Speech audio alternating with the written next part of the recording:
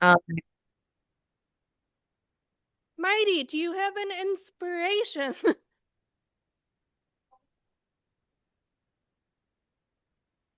Mary, I have an inspiration for you this morning. Oh, no, excuse me. I have a jest. Mighty's on mute.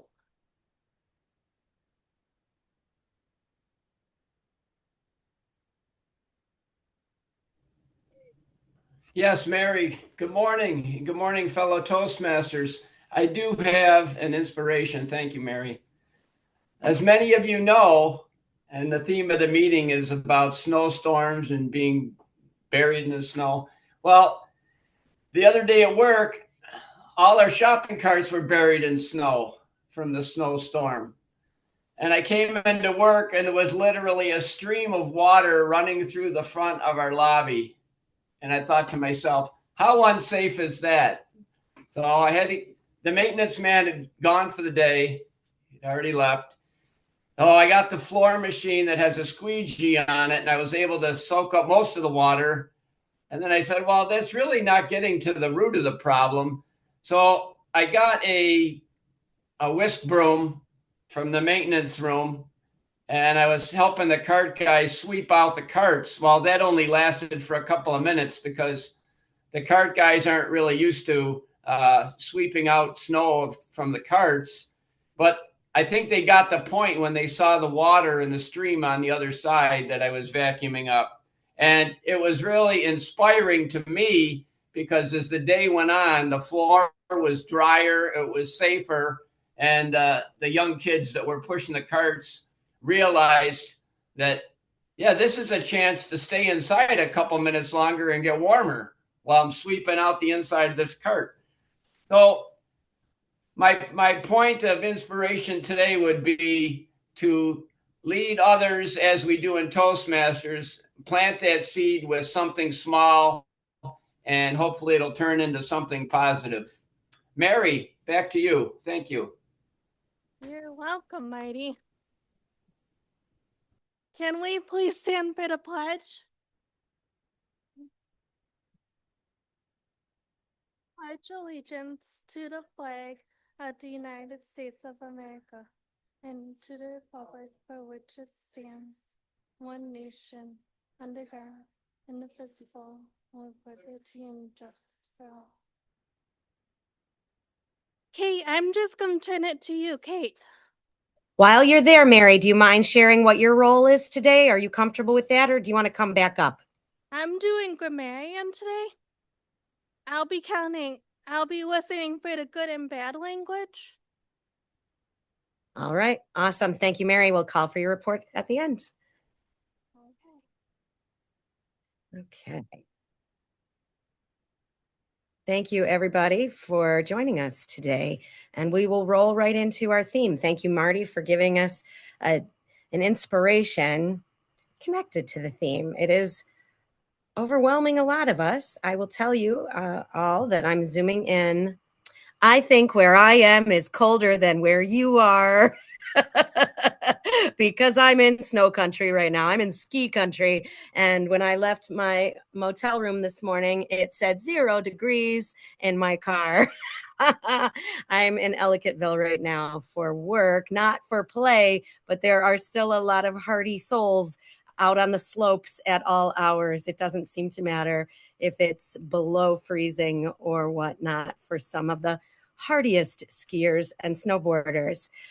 For our southern branch, David, there are ski resorts in our area, not maybe as well known as other parts of our country and Canada.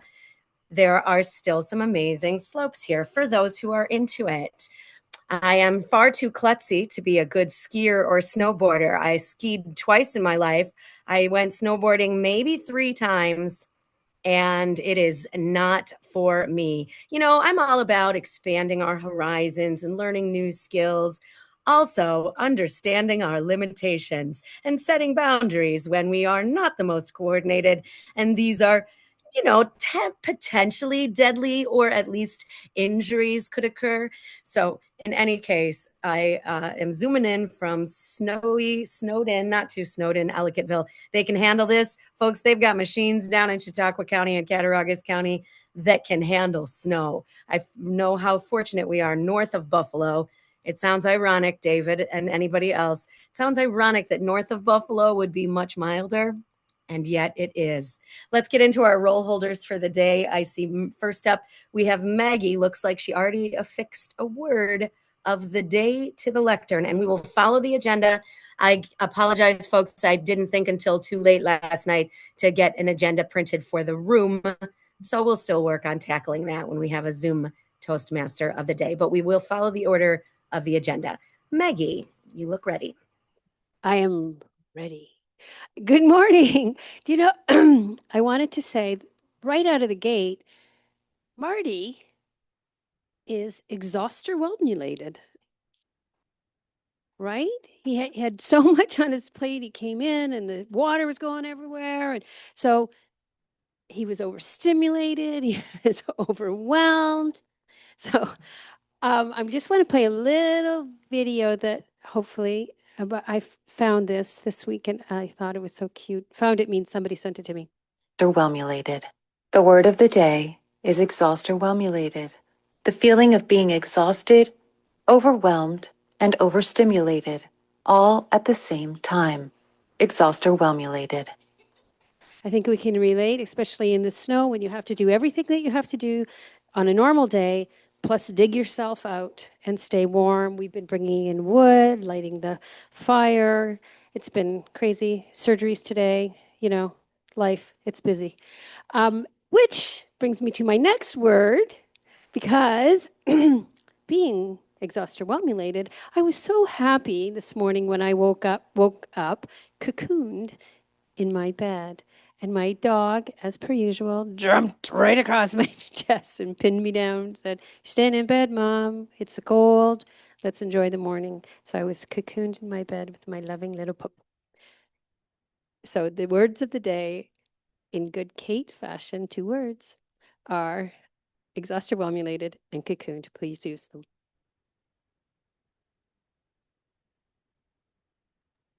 All right. Thank you, Maggie. I too saw this video. I shared it to Eric right away. I know he can't be here today for work. Exhauster overwhelmulated. I guess that is something we all can relate, with which we all can relate. Oof. And I was cocooned too, and I did not want to run to Tim Hortons to get coffee, but I had to, because this coffee in this room, no good, no good. I actually like how the shelf in my Zoom background is right where the fridge in my motel room is, so looks like I'm getting my coffee by magic. All right, moving right along. Our master is Zoom. Carol Ann, will you share with us your role today? It's good to see your face.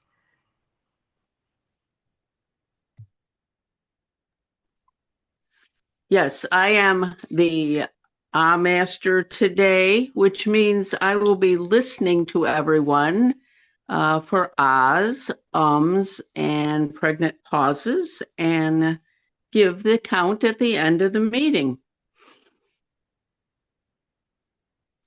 Wonderful. Thank you very much. Carol, our grammarian Mary already introduced her role. We will jump next to Sam on Zoom. Are you ready to give us a quote? Yes. Good morning.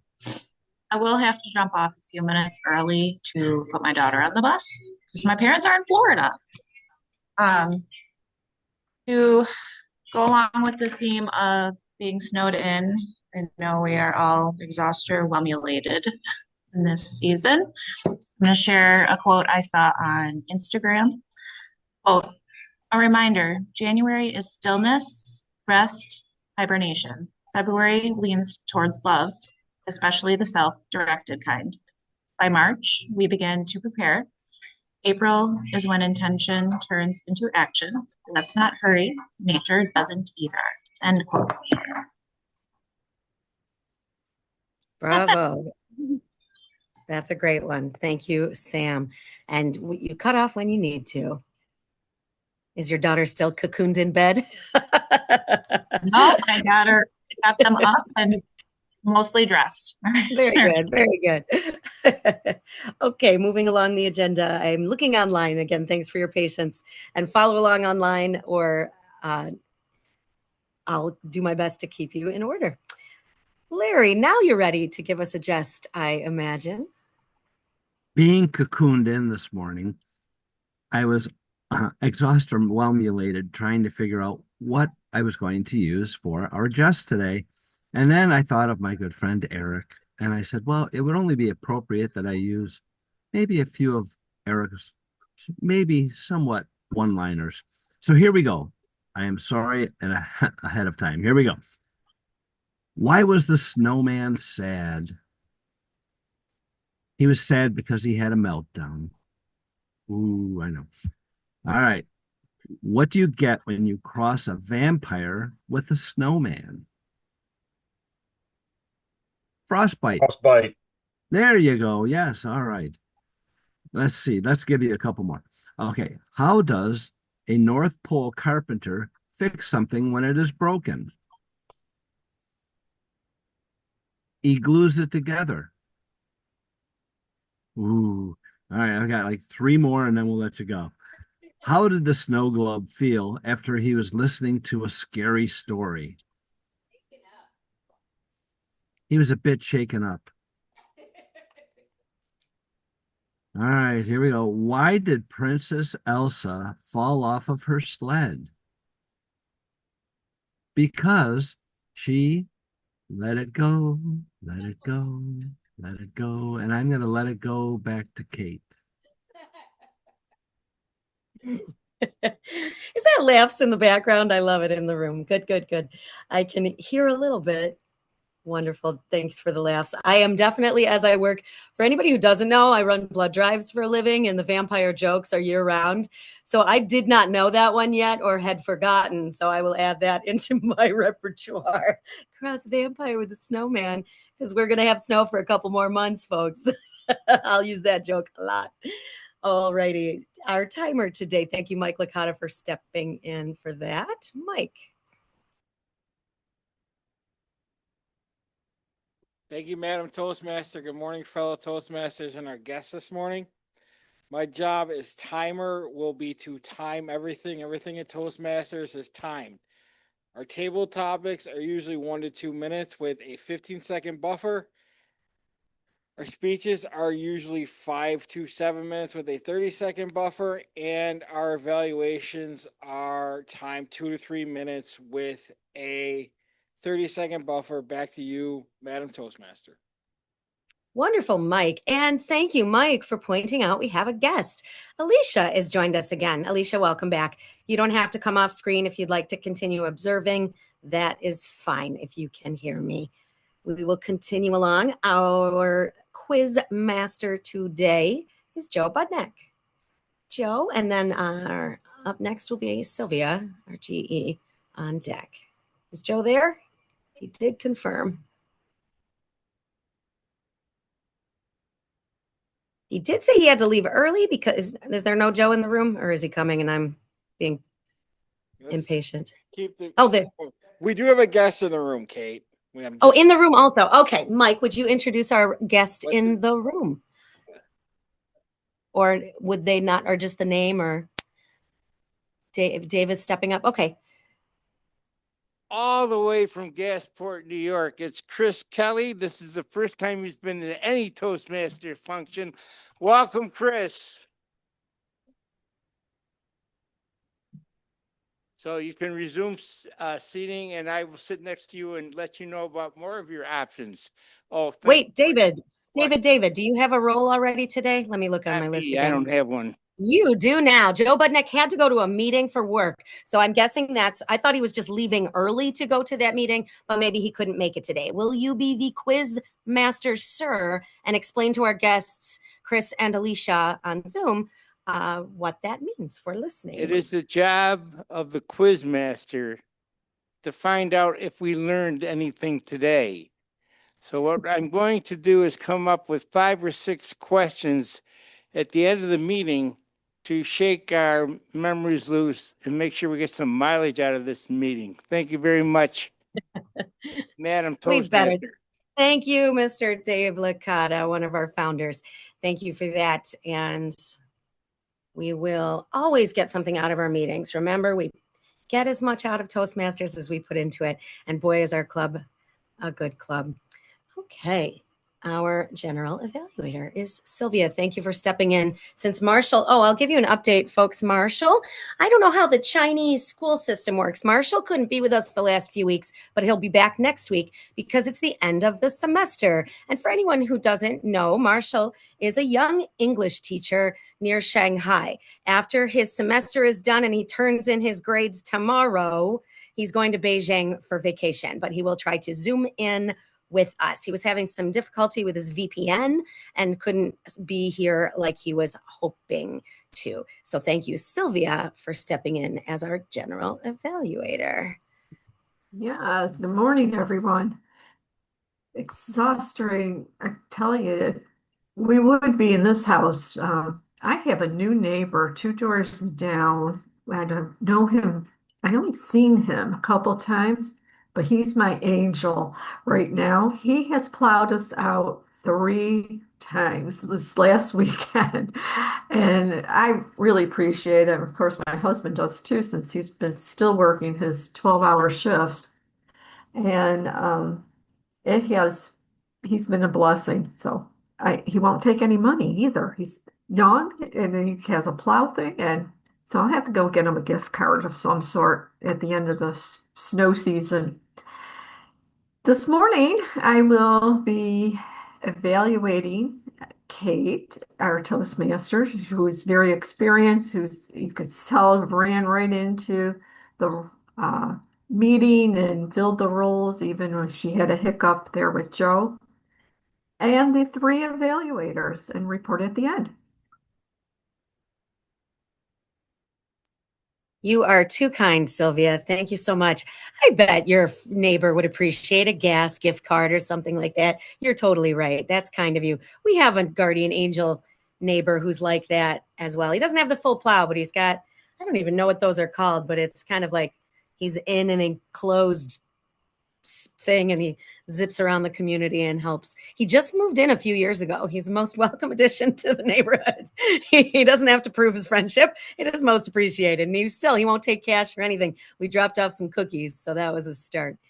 And anyway, we will now move on. For our guests, Alicia and Chris, we have prepared speeches. We will start with unprepared speeches. We all could improve speaking off the cuff, speaking with improvisation, and speaking with an extemporaneous style. Our table topics master today is Les Robinson, distinguished Toastmaster. He's been doing this for a while. He will probably pick members, maybe guests if they're willing to participate, and you try to speak until the light turns green, and you try to wrap it up once it's red, and you try to use one of those words of the day. Oh, and your doggy is cocooned on your lap and doesn't look too exhausted or overwhelmulated.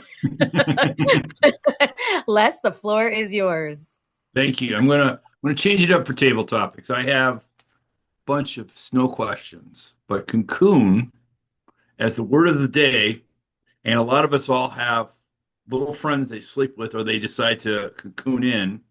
I'm going to change it up for a little bit. If anybody has a job or doesn't have a job and would like to talk about their little cocoon friend that comes in as a table topics, you can volunteer openly and talk about you and your friend, or I will go to my snow question. So remember the word of the day. And does anybody want to talk about their little cocoon friend for table topics?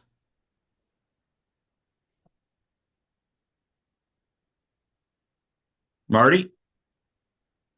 All right, Marty wants to do it. Ready, Marty? Thank you, Mr. Topics Master, members, and most welcome guest. My little cocoon friend, plural, friends, cannot come on to Zoom because I don't have any pets at home. However, I am fortunate enough to have 9 little friends that live outdoors, and I'm gradually becoming friends with a couple little more animals outside. What am I speaking about? I'm speaking about my little cocoon friends, my hens that I'm raising, my chickens, my 8 hens and my rooster, and 2 cats that are at my wife's house that I've been feeding the last couple weeks during the snowstorm and been keeping very busy doing so. And I love doing it. Some of you may wonder, aren't the chickens going to freeze to death? No, they aren't going to freeze to death. You don't have to start a bonfire in their chicken coop to keep them warm. Chickens regulate their own body temperature. And as long as they're out of the wind, they're inside, they have food and water, they're fine. Every day I go in and I feel their breast and under their feathers, and they're warm as can be. So rest assured that a lot of animals, just like your birds that you see that come to your bird feeder, they have food. They probably lick at the snow for water. They're fine. They look happy as can be. So my little cocoon friends are my 8 hens, my rooster, and the two or three outdoor cats that I'm currently taking care of. Mr. Topics Master, back to you. Thank you. Thank you, Marty. Now, before I go to my 9 questions, does anybody else want to talk about any of their cocoon friends before I start picking people in the group? Okay. All right. Gerald Stevens, doesn't look like you have a job. Is that correct? That is correct, Marty. Or sorry, Les. No problem. No problem. Now, I'll ask a question. How long does the first snowfall excite you before it's over? That's your question for Table Topics. Thank you, Mr. Table Topics Master, fellow Toastmasters and guests. When it comes to the first snow, I like looking into the first snow. I do like when the snow is attaching to the trees. We'll go for a drive, and it's very beautiful, and you can drive, not a clear day. So I like that. And then pretty much after that, I'm good. I don't really need too much more snow. Although I do enjoy with the grandkids making snow forts and making snowmen. I got all of the grandkids at once to make one. Many years here, we haven't had much snow. I think it's the first time I've had in a long time with a bunch of snow.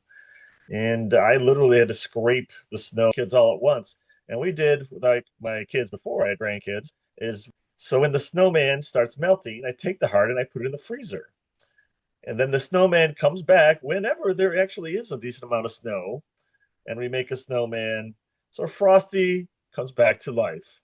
I have the hat, I have the carrots, whole kit I got from the Christmas tree store.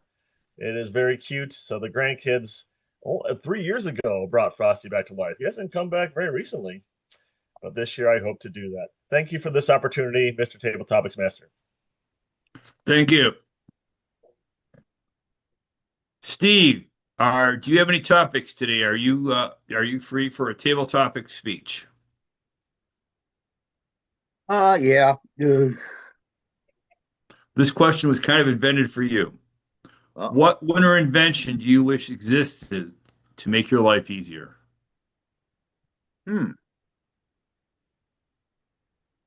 Well, that's an interesting question.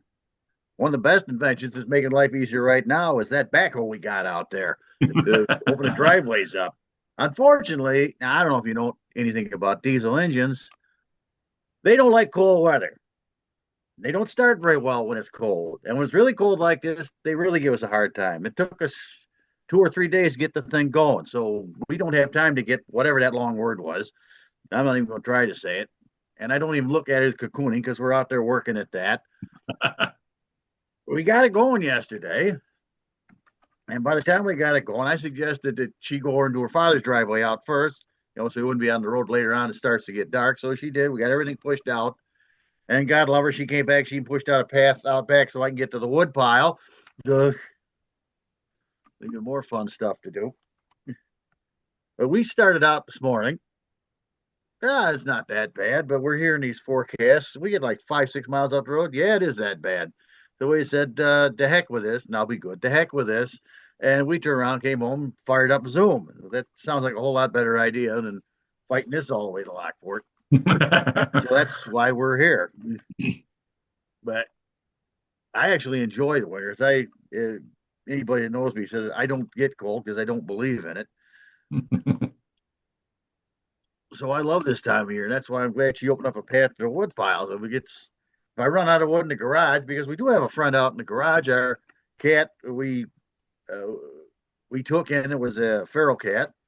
She's been out in the garage. I haven't been able to talk her into coming in the house yet. We're trying to do that, get her tamed down. When we first put her in there, she wouldn't come to either of us. Well, now she'll come to me because I'm out there all the time. And she likes me. She doesn't like Jill yet, but we're working on that. So I kind of keep a fire going out there so it's not too cold for her. But being a wildcat, she can put up with a lot. I like to keep it like 50 or so if I can, which is fine for her. I don't want to get her too warm because that'll screw up her rhythms. Oh, I see my time is up. Okay, thank you. All right, I want to thank all our table topic people today, and let's see if they use the word of the day and if they met qualifications for time. So can I have a timer's report, please?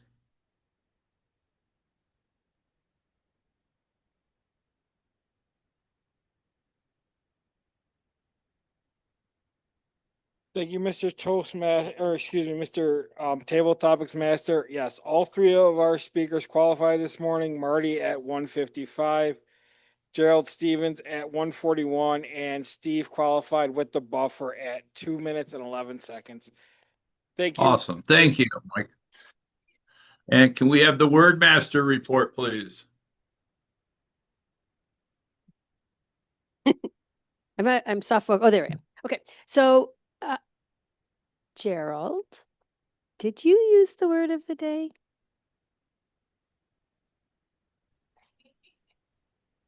I did not. I had, so you probably don't know this, but your sound broke up. So you could have lied and we would have accepted it. But thank you for your honesty. Steve did use the word of the day and Marty used it so many times I lost count. Thank you. All right, I believe we pass it over to the Toastmaster for starting the voting. Thank you very much, everybody. Thank you, Les. Fantastic connection to the words of the day, to your cute little pet, as well as the questions and keeping us going. I love to giving the option to volunteer or get voluntold and called up in. That is a nice option. We will now vote in the Zoom world. You will get a poll shortly. Thank you to our Zoom master today, Len. And those in the room, I'm guessing Mary stepped back in as the immediate past sergeant at arms. Darcy, I'm glad you stayed home. Sometimes this weather, my goodness. For our guests, Alicia and Chris, behind me, you'll see 100 years. 2 years ago was the Toastmasters International Centennial Year, 100 years. Started in California to encourage the members to be able to speak better, to give toasts at weddings, at important functions. And it has evolved to become 102 years later, and the most known speaking and leadership organization. Communication and leadership is so important in our personal and professional lives. And so we're very glad to have you. We hope you return as a guest as often as you like, every Thursday on Zoom or in person.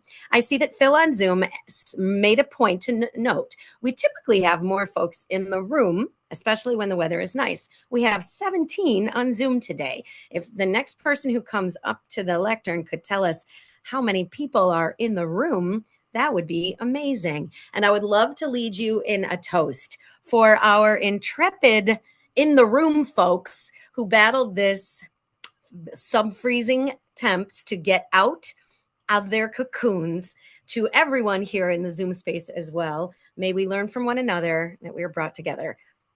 Cheers to you all. Okay.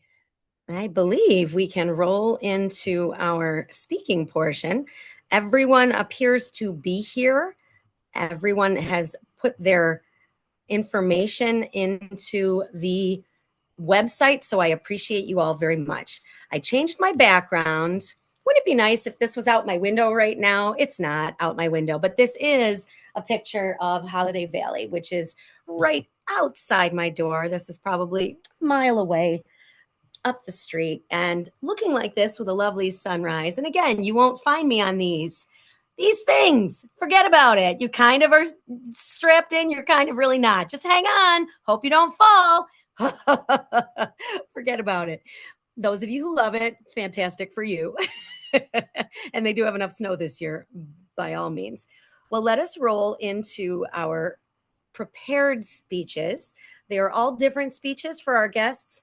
They're different paths. They're different projects that we're working on. We're all at different levels in the club. Some have been a member for weeks. Some have been a member for many years. And this club brings together all those levels of expertise.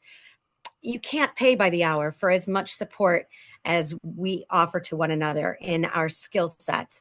I'm so excited to welcome. We have 3 speakers today, Yang, Beth, and David Jones, and they will be evaluated by Nancy, Jim, and Phil. So first up to the lectern, Nancy is there to introduce. Nancy, would you like to fully introduce Yang and her title, or would you like to hand it back to me to introduce her? Your choice, okay? Okay, I will hand it back to you after I introduce her initially because I do not know the topic. I checked. Okay. And my website wasn't working very well this morning. All right. Yang is a newer guest. I'm not sure how long you have been here, and I am looking forward to evaluating your speech today. And Kate will tell us what path and what title. And welcome to Yang. Thank you, Nancy. For our guests, we clap a lot. You can clap on Zoom or clap in person. We support one another. Yang is on the presentation mastery path. This is a level 1 speech. The project is writing a speech with purpose. Mr. Timer, the time is traditional for all speeches today, 5 to 7 minutes. And Yang, are you ready? I can't wait to hear about this. Yang with the trip of Antarctic. The trip of Antarctic. Yang. Thank you, Miss Toastmaster. Before I start, can I ask a question? Absolutely. I was wondering if anyone here has been to Antarctic? No. Oh, okay. Traveling to Antarctica has been my dream for several decades. And the last month, I finally had the incredible chance to make that dream come true. Today, I'm excited to share with you the journey I will never forget. We started our journey in Santiago, Chile, then took a flight down to Port Williams. From there, we boarded our cruise ship and spent 18 days at sea. We visited the Falkland Islands, South Georgia, the North Antarctic Peninsula, and then several smaller nearby islands before returning through the famous Drake Passage. Surprisingly, the temperature wasn't as cold as many people imagined. It stayed around 32 degrees, actually warmer than Buffalo right now. And yes, there was also a polo plunge. I didn't join in this time, but if I ever get another chance, I might just try it. Each day typically begin with taking zodiacs ashore to see wildlife up close. And in the afternoon, we would move to another site for more zodiac landings, wildlife observation, or hiking.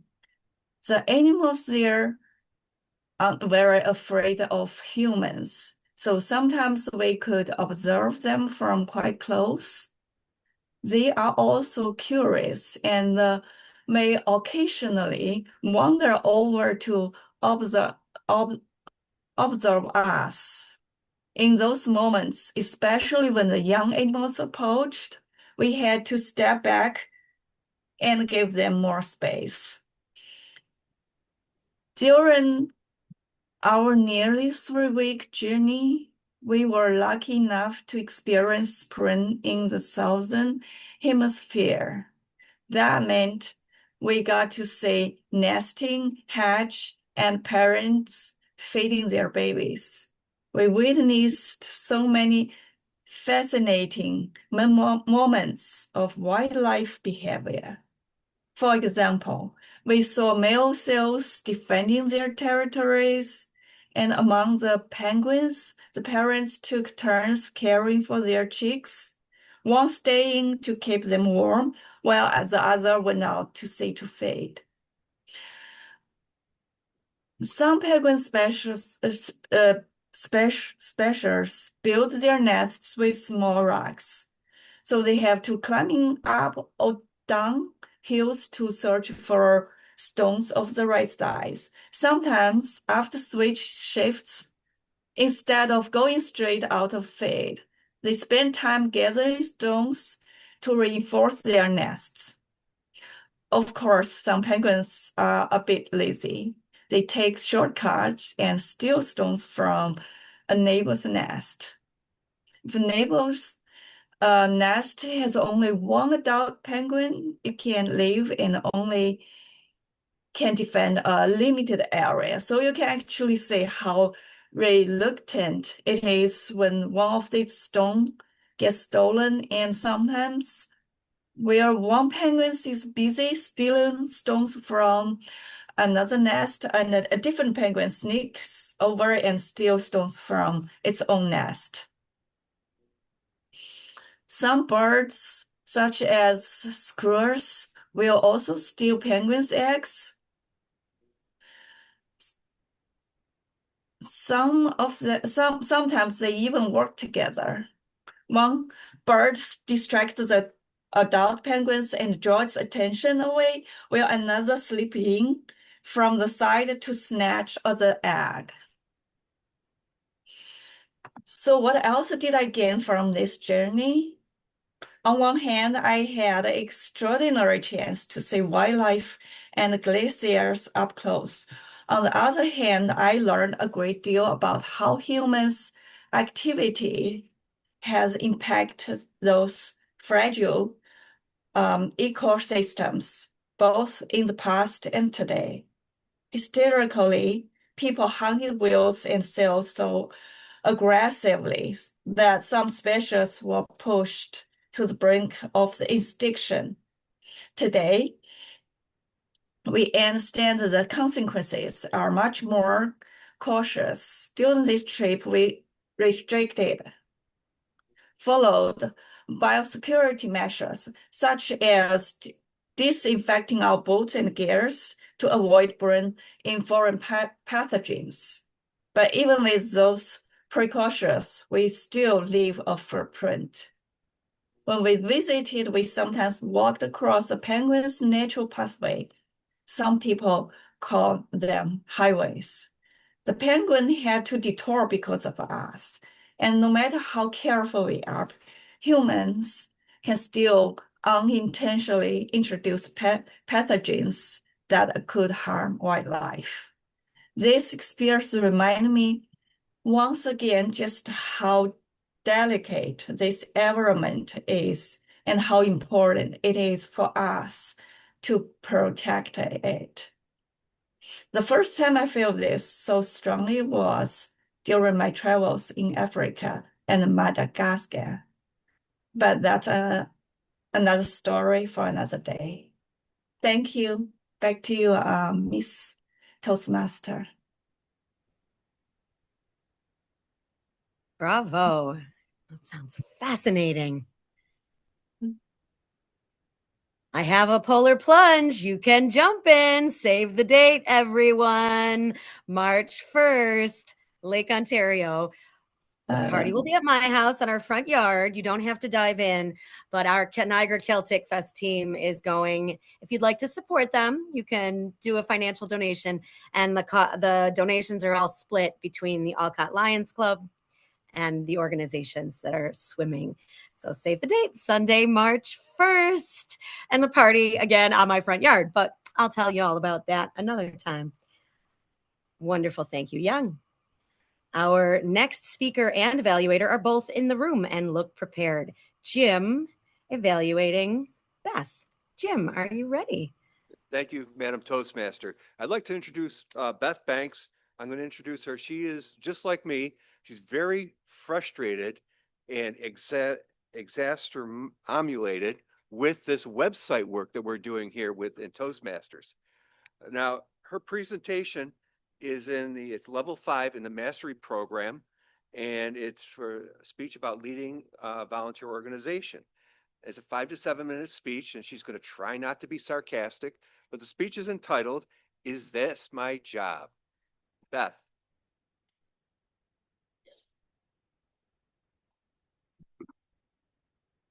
Thank you.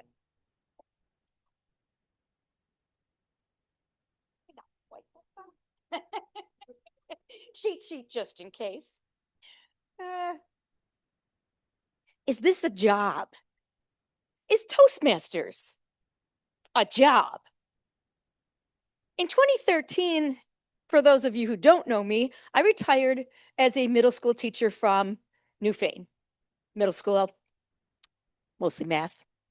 I know, that dreaded subject. After 20 plus years,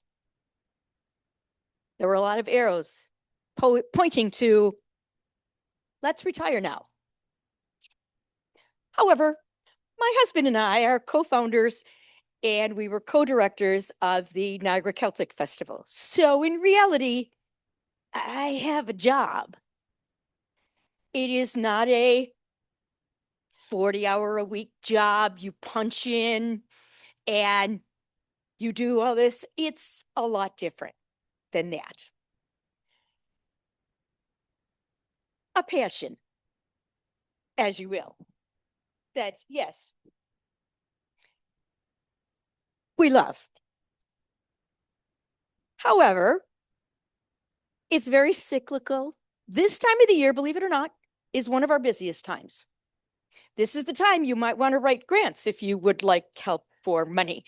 This is the time of the year you have to book performers to come in. Although it doesn't look like we'll be, performing anytime soon, it is the time of the year you have to do that. It's the time of the year I have to make a budget for the board because, yes, we're a nonprofit. So I have a job. In Toastmasters, when I got to level 5 presentation mastery, I chose the leading a volunteer organization because, duh, I do that. I also had been, at that point, treasurer for this group for 3 years. All right, so I would like it to help me. I have to admit that I kind of bogged myself down because I didn't work as quickly as I was planning on doing, but sometimes life gets in the way for all of us. And then Toastmasters International updated the website. I found that, you now have to do a lot more reading. All right, I like to read, that's fine. But you also have to watch a lot more videos and you have to respond. And now part of the elective is you have to have people in your organization fill out an evaluation form. I'm always a little uncomfortable with that, asking people to do. And then I went online, that took a little bit, to find out the evaluation form is 7 pages long. That's a little excessive, I think. You're asking someone else now to do a job for you. Ouch. The other part of it was you have to do fill out a succession plan form. Okay, and that's something we have to think about in an organization. If any of you can find that, please let me know, print it out for me. I'll scan it, but I can't find it. I can't find it on the resource tab. I even looked in the other electives. You can't fill out something, you can't check something if you can't find it. Now, I'm not totally tech illiterate. I also know to ask one of my children or grandchildren if I need help, but it has become frustrating. But, our theme, is it worth getting up for? Yes, this group is still worth getting up for. I like all the different roles. Sometimes being Toastmaster. I may not be so good at timer, mostly because I really want to listen to the speeches. And if I'm listening to the speeches, I kind of forget the time sometimes. So, Mike, thank you. But I love the group. I love meeting, learning. Every single meeting, I learn something. And that's a good thing. But I am a little concerned about the final requirements and what they've chosen to do. So I'm looking for your help. What do you guys think of the extra requirements when you get to the level 5 and the electives? Help me out, guys. Thank you.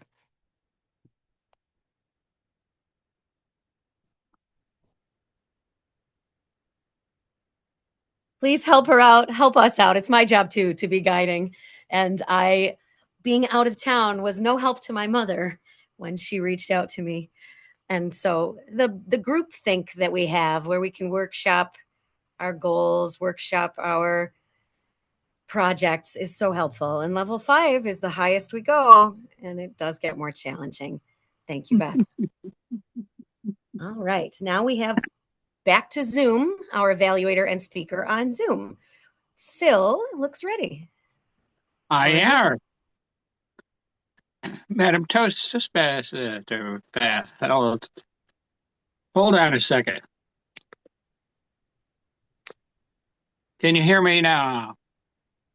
Okay. I was getting feedback back.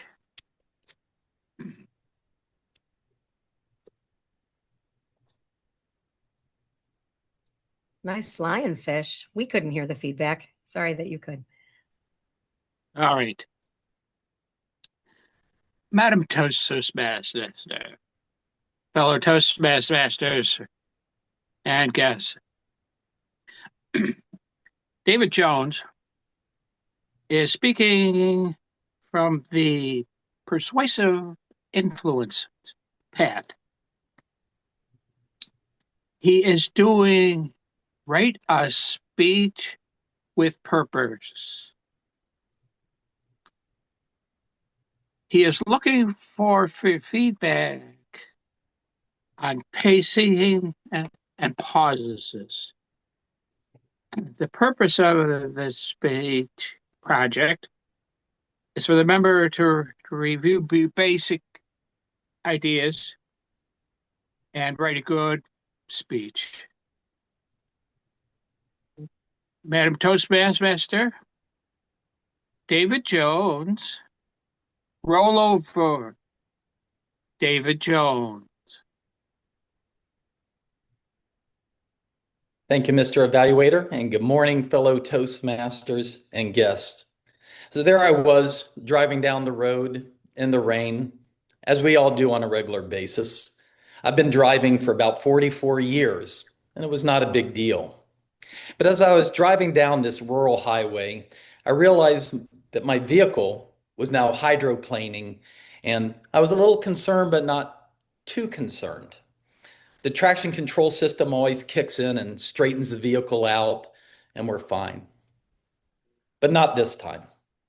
This time, the traction control system was not going to help me. I was barreling down the road at 60 miles an hour, gliding on a sheet of water, heading towards the shoulder. I had no control over the vehicle. And as I looked at the shoulder, I noticed a large ditch going along the length of the highway. And off in the distance, I saw a house, which had a driveway leading to the road going over the ditch. And under that driveway was one of those large concrete pipes that allowed the water to flow through. And that's where my vehicle was sliding to. And in that moment, I knew I was not going to walk away from this accident. And for the first time in my life, I truly accepted that this was going to be the end of me. I wasn't scared. I wasn't at peace. My life didn't cross my eyes. It was just in that moment I had the realization of the situation at hand, and it wasn't good. So I closed my eyes and waited for the end. I hoped it would go quickly. I hoped that I wasn't going to be in pain from being mangled in the metal and the plastic and the glass and the asphalt. And I waited. And then I opened my eyes. And I realized that I was sideways.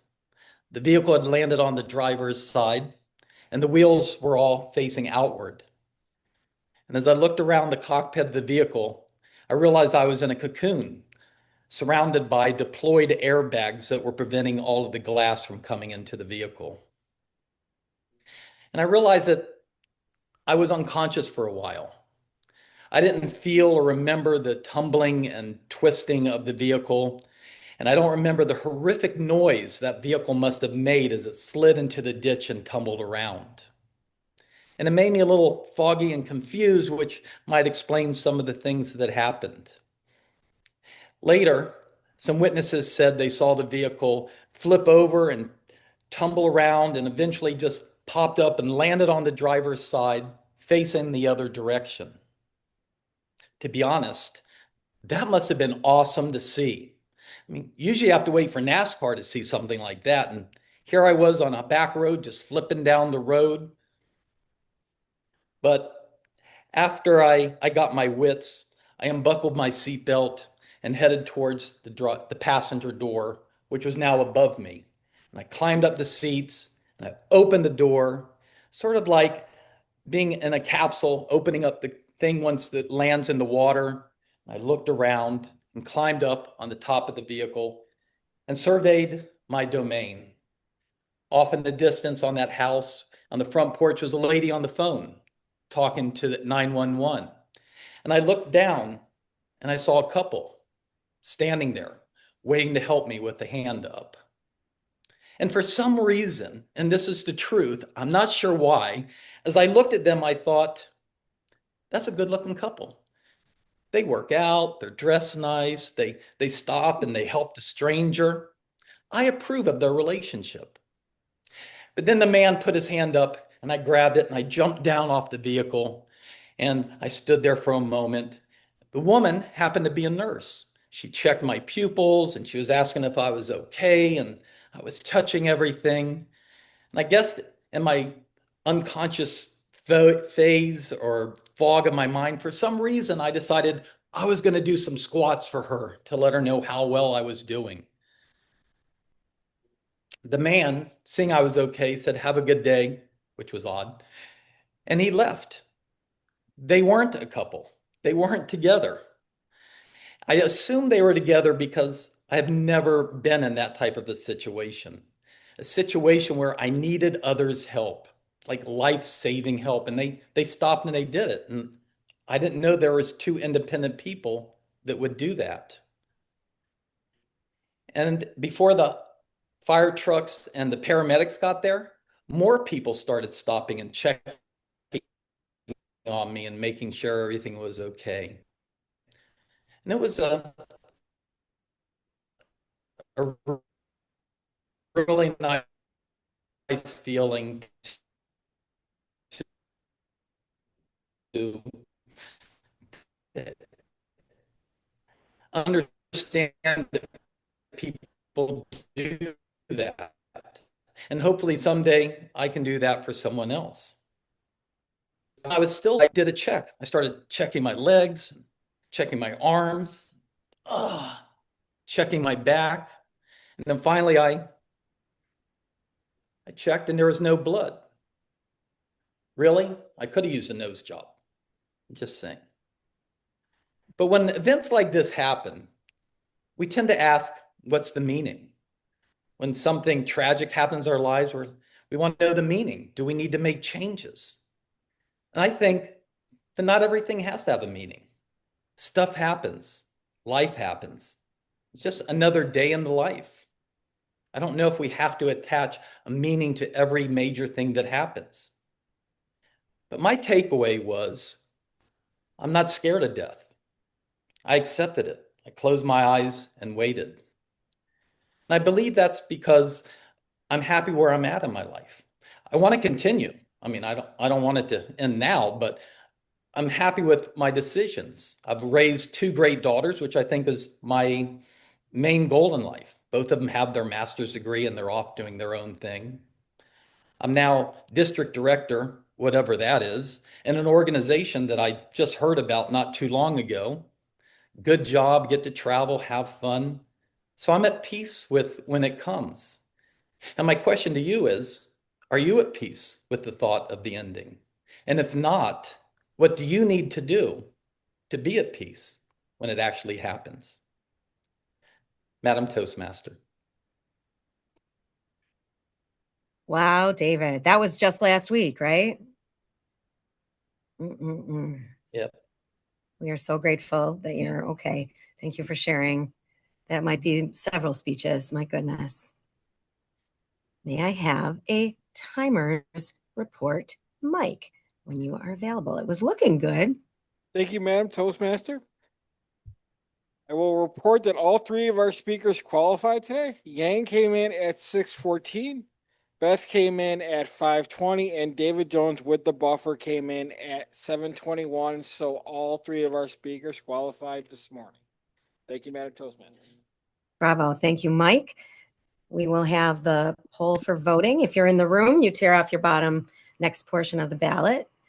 And those, I didn't see a table topics poll, but maybe it's at my end. My Zoom, my hotspot may not be that hot, but I believe we'll have polls for voting. And we can roll right into our evaluations if our evaluators feel ready for that. If you're okay, Sylvia, I can just introduce them, but if you'd like to jump in, you just let me know. I'm good with it, Kate. You could introduce them. All righty, thank you. And for our guests, Chris and Alicia, they have 2 to 3 minutes to give an evaluation of our speakers. And so it looks like Nancy is ready to evaluate Yang. Thank you, Nancy. I am indeed. Madam Toastmaster, fellow Toastmasters guests, and most importantly, Yang. Yang, where are you? I don't see you on the screen. There you are. No picture, but I know what you look like, and thank you very much for what a wonderful journey you took us on. It's really a pleasure to evaluate your speech.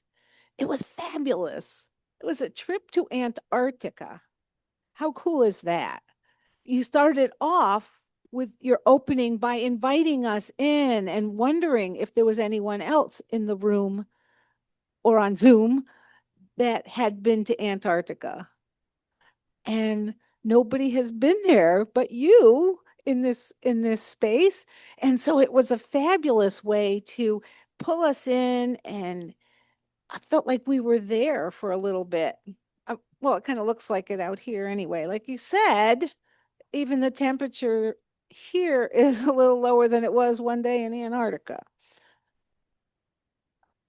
I enjoyed how you walked us through your trip with a reminder of the fragility of the ecosystems, not just in Antarctica, it resonates everywhere. One recommendation, we may not be able to go to Antarctica, but perhaps it would have been a great place for a call for action for us. to be more conscientious of our ecosystem everywhere. In just one way, one tip would have been nice to share with us of how to care for our ecosystem, because what we do here affects Antarctica. Was it called the butterfly effect? I don't think that was it. Even without that, Yang, your enthusiasm, your willingness to share a snippet of an extraordinary trip where you will observe seals and penguins, nestlings, your speech worked. It reinforced the fragility of the ecosystem, and it took us on a trip that we all kind of felt like we were there. If we looked out the window, we even felt more like that. So thank you so much for your sharing with us, Madam Toastmaster. Thank you, Nancy. It is a great idea for a call to action. The speech reminded me of our past member and friend Jen Zapla when she went to the Galapagos and shared with us about what they could and couldn't do as visitors. Okay, our next evaluator is Jim, and he looks ready, evaluating Beth. Thank you, Jim.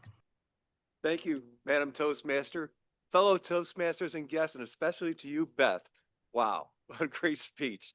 Is this a job? It was fantastic. I especially like the fact that you moved the lectern out of the way and you got in front of us. Moved over here just to be a part of the group and just not be afraid, not to hide behind this lectern. That's a fantastic thing to do, and it takes a lot of bravery to do that. You started off talking about how you were retired as a teacher and that you were part of a volunteer organization, the Celtic Festival, and using your props, your scarf, and your gestures, and also were very good. Everything seemed to be very good.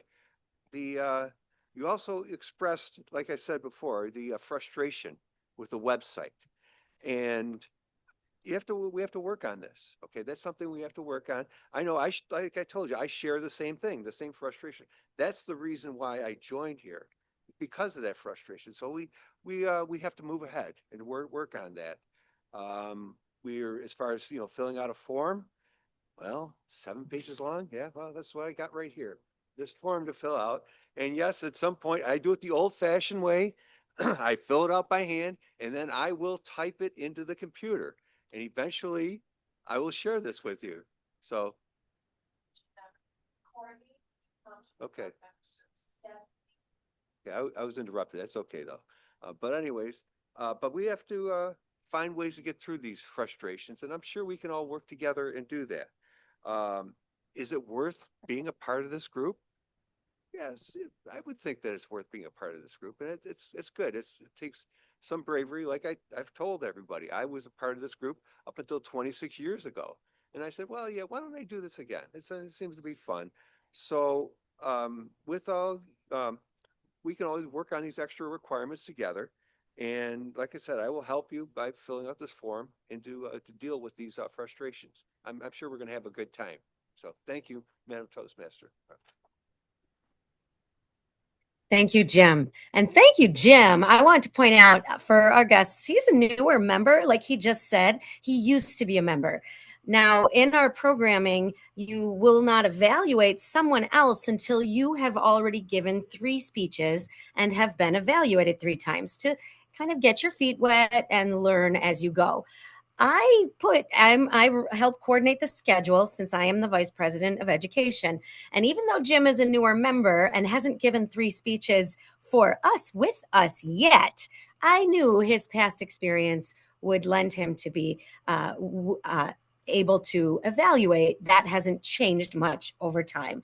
And well done, Jim. I'm glad that you stepped up and were brave to do that a little early in your second Toastmasters chapter. Okay, let's move on to our third evaluator, Phil, evaluating David. Phil. Okay, thank you, Madam Toastmaster. Before I get started with the timing, 2 things. I am computer illiterate and my technology is terrible. The reason I was getting feedback, I had those headphones on and I'm using two devices. I'm using my computer so I could get a view of all the participants, and I'm using my phone to speak into. And I had the headphones on, and that's why I was getting all that feedback. Now, a second thing I was going to mention is I have been cocooned up since, let's say, Christmas Day. I had an unexpected present on that day. Unfortunately, I went to the hospital with a little bit of a cardiac issue and they inserted a pacemaker. Oh, how wonderful. Spent 3 days there. But that's why I'm cocooned up and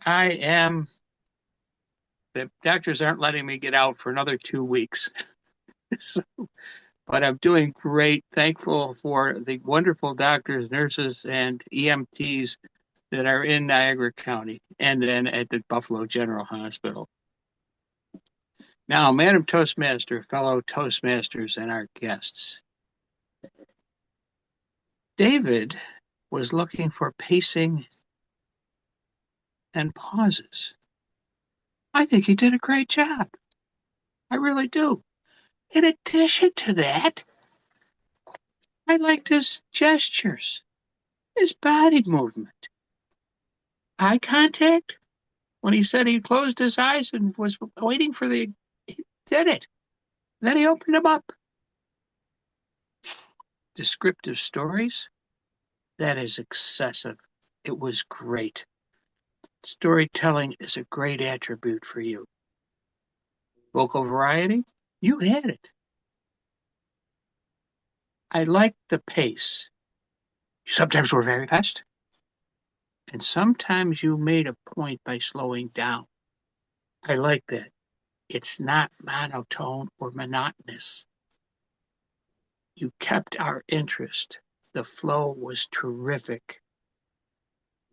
Now, what about how to control this? One of our old members, his name was Dick Fuller. He also taught Dale Carnegie courses. And I also have a problem with pace and with pauses. Dick gave me an idea. It was a great suggestion. 1, speak into a mirror. 2, speak in thought phrases. When we get choppy, we just stop. Oh, well, we talk again. The best thing to do is when you speak into a mirror or into the phone, speak in thought phrases. Have that thought, express that thought, and then move on. I hope you're all hearing me okay. I thought you did a great job. My suggestion is just to use what Dick Fuller taught me years and years ago. Did a great job. I love that story. And I had a similar experience over Christmas. And yes, let's progress and move on to the future. Madam Toastmaster. Thank you, Phil. Thank you, Phil. Phil and David, I'm glad despite some health scares, you're both doing okay and with us. The advances of modern medicine. My goodness. Dave, I said you better get checked out for whiplash. I hope you did. I know you had a nurse give you on the street. Oh my gosh. God. Superman in the house. Okay. Mike, our timer, finally wrapping up his role today. I think it's one of the most challenging roles. Thank you again, Madam Toastmaster. I can report that all 3 of our evaluators qualified this morning. Nancy came in at 234, Jim came in at 210, and Phil Russell came in at 236. So all 3 of our evaluators qualified. Back to you, Madam Toastmaster. Thank you so much, Mike. Now you can relax. I appreciate you very, very much.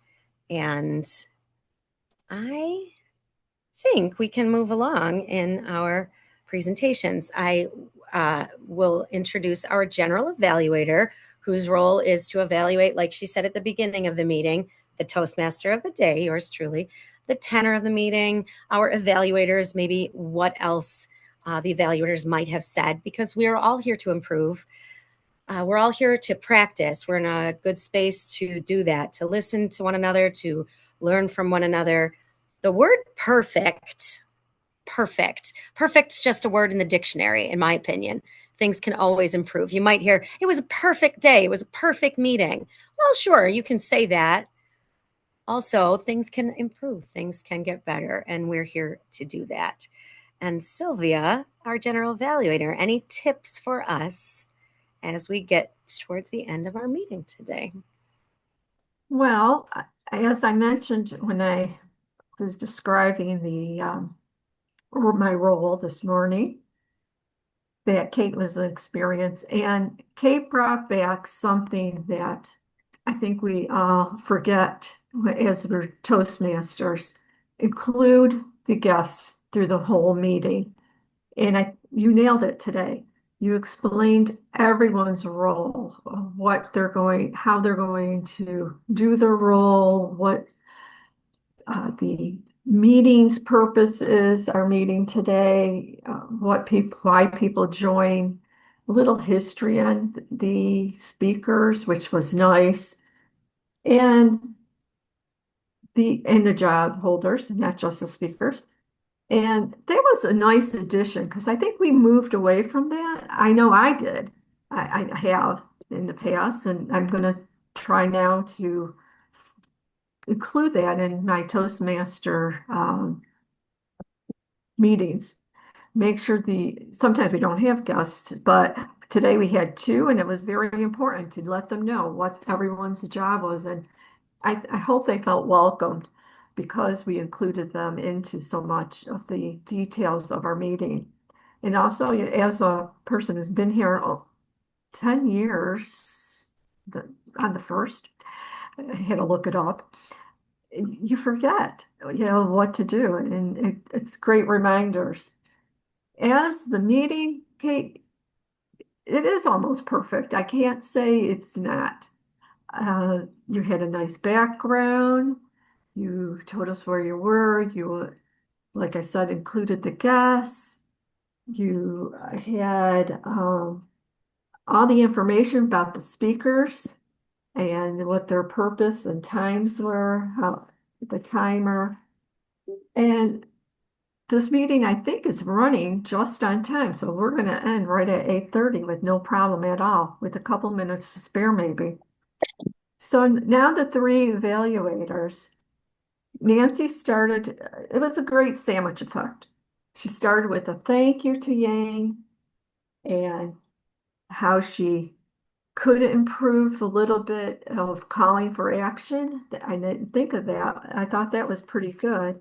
Because what I do is I try to do evaluation of all the speakers and what I would recommend or say. And Nancy nailed it in saying, as you're talking about the anarch, you had us drawn in, and I saw some of the pictures on Facebook, Yang, and this might be one of my trips now. I really think this is really interesting. I liked it.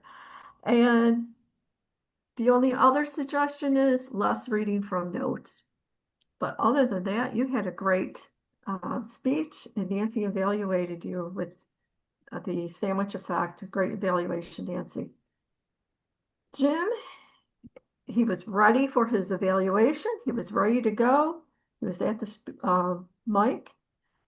My suggestion to Jim is speak more into the mic because on Zoom we had a hard time hearing. You were very faint, and the rocking back and forth and that drew you away from the mic.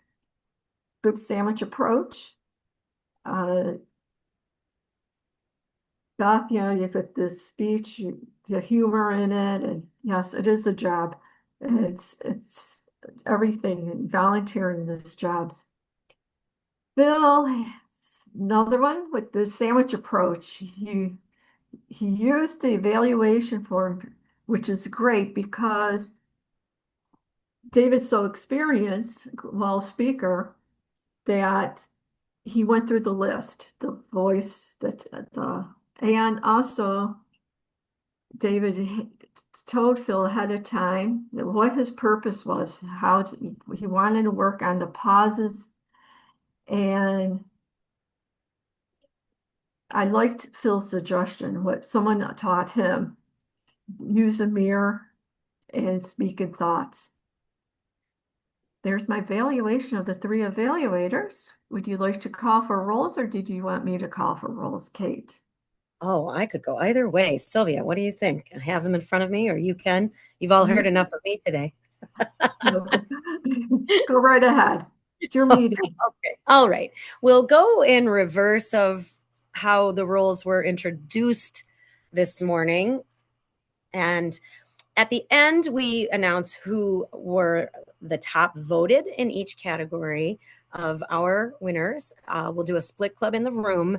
And then Alicia and Chris, your choice. But if you'd like to give us some feedback at the end and tell us how you liked it and if you'll come again, you're welcome any Thursday and in person or on Zoom. Most welcome. Maybe it'll be a little warmer next week. We won't be quite as snowed in. We'll have more people in the room. We shall see. Everyone is welcome in the space, no matter if they're in the Zoom space or in the room space. And so let's go to, I'll go in reverse here. So we just did Sylvia. So next up will be Dave Licata jumping in, and then we'll get back to Mary, Carol, and then Maggie so that you're on deck. David Licata stepping up as Quizmaster. Thank you, David. Thank you very much, Madam Toastmaster. We have some standard run-of-the-mill questions, and then we have questions for extra credit. Okay, back in China, Marshall teaches what? Very good. English. Marshall teaches English. Our guest, Chris Kelly, is from what canal port? Gasport. Thank you, Gasport. How many cats does Marty feed? 2. 3. 3? We'll settle for 3. 2.5. 2.5. Yang's first stop, her first port of call on her way to Antarctica was where? Santiago, Chile. You're killing it today, Madam Toastmaster. All right. What did David Jones do for the nurse to demonstrate that he was fine? Squats. Squats, right. All right. These are for extra credit. Which member of AM Lockport Toastmasters went to Antarctica before Yang? Yeah, Kristen Badger Bach. So I thought that brought back some memories when she talked about her trip. And this question has to do with the word of the day. Who directed the movie Cocoon? Not so fast, Maggie.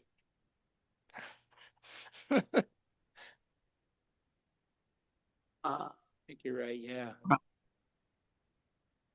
I thought it was Opie, but you're right. Rob Reiner?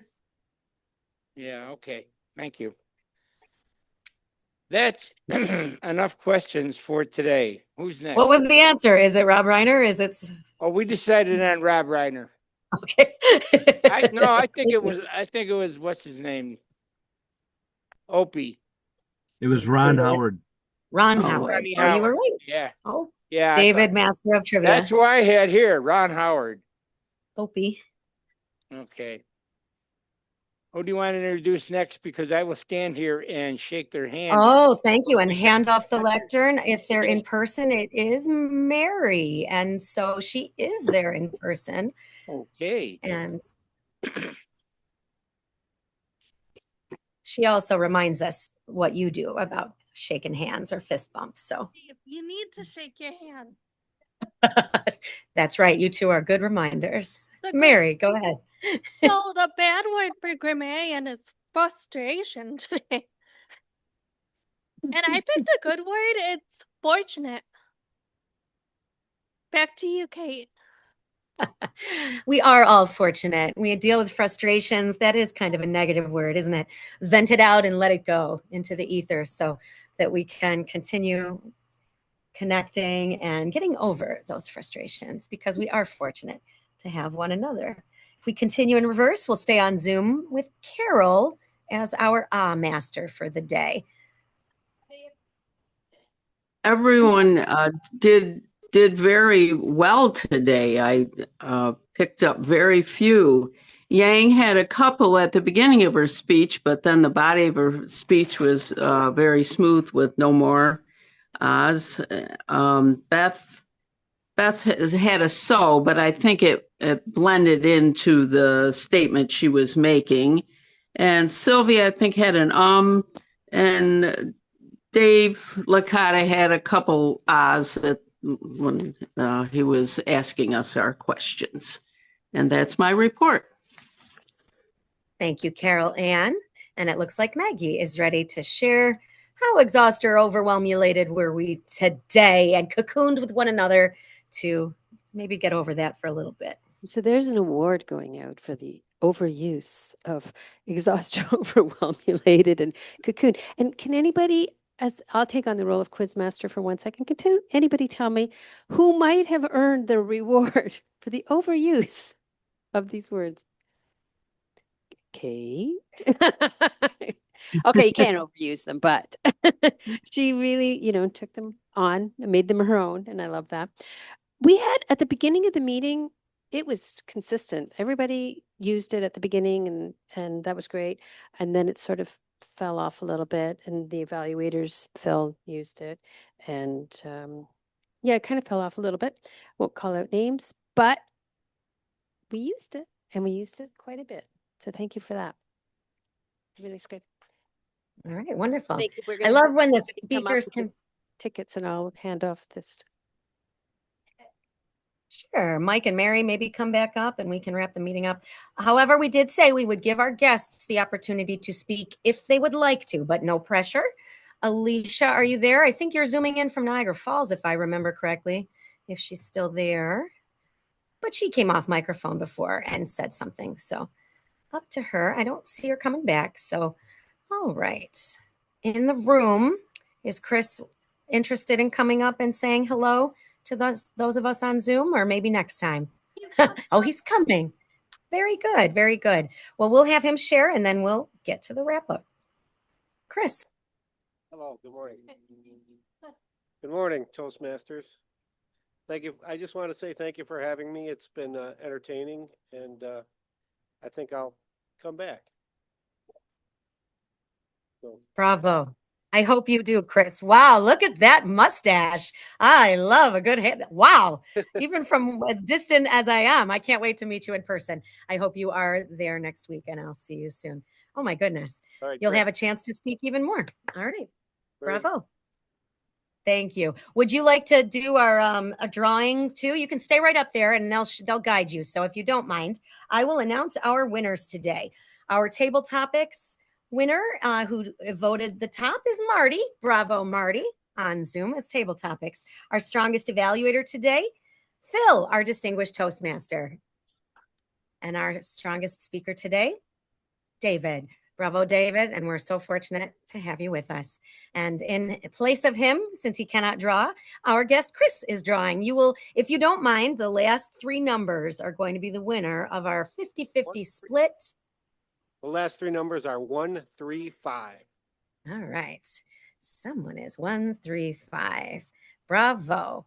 Thank you very much, Chris. And then you can hand the lectern, shake hands with Mary. Perfect. You already know the ropes. So perfect. Now give Mary the microphone and she will close out our meeting. Who won the split club?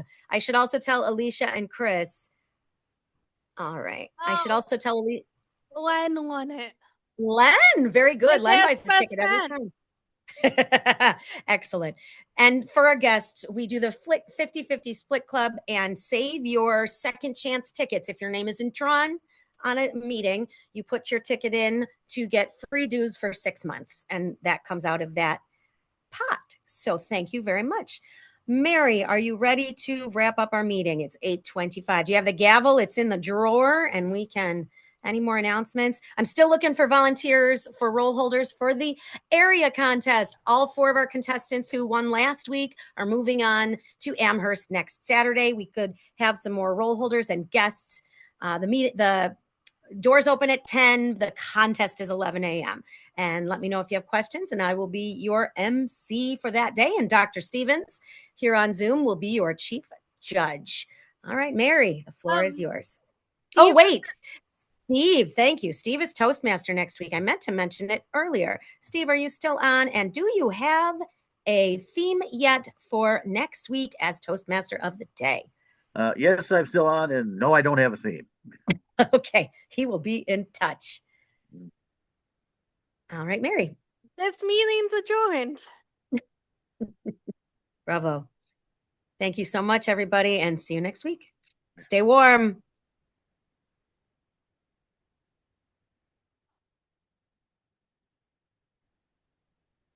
All done.